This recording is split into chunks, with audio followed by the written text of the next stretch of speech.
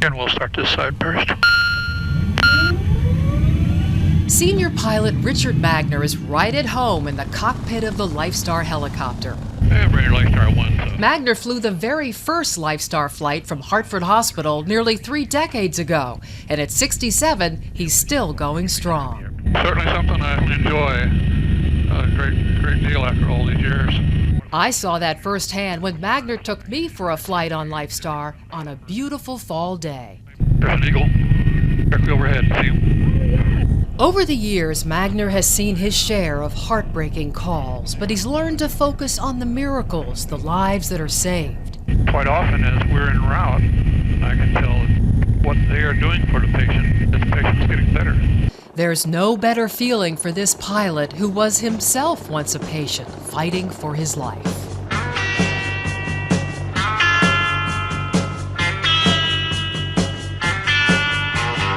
The year was 1969, and Warrant Officer Magner was in Vietnam. Just 22 years old, he was a pilot, one of the Smiling Tigers of Delta Company 229th 1st Cavalry Division. Magner's machine was the Cobra, a sleek and menacing assault helicopter, and his mission was protecting the Hueys carrying the troops. Sometimes we had up to 18 ships, Hueys and they would land and they would load up the troops, and then we would then escort them out of their landing area.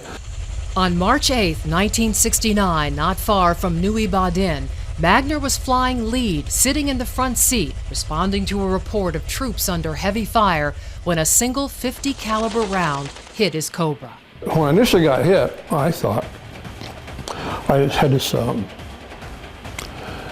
tumbling sensation and this a maze of red color.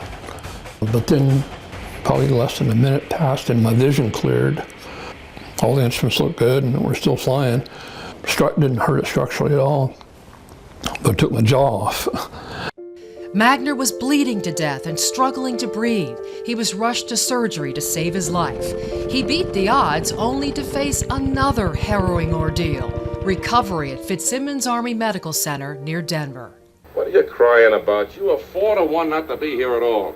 Trying to stay positive, he found comfort recalling a scene in the John Wayne movie Wings of Eagles. I can remember sitting out on a porch in San Diego in the sun. I'm thinking, wow, it looks like I'm having a lot of opportunity to sit on a porch and take in some sun. That opportunity lasted 5 long years. During his time at Fitzsimmons, Magner underwent more than 20 grueling surgeries, all with the goal of attaching a bone graft to create a lower jaw. After a number of failed attempts, Magner decided it was time to move on. I'd had enough, so I never got the bone graft. Rebuilding his life proved to be easier. In 1974, Magner married Donna, a nurse he met in Denver, and returned to flying helicopters, working offshore in the Gulf of Mexico and in Florida. In 1985, he came to Hartford to help launch Lifestar. Nowadays, they probably wouldn't use zippers. After all these years, Magner can still fit into his Army flight shirt. His face may be different now, but for this proud veteran, the scars are just a humbling reminder of just how lucky he was.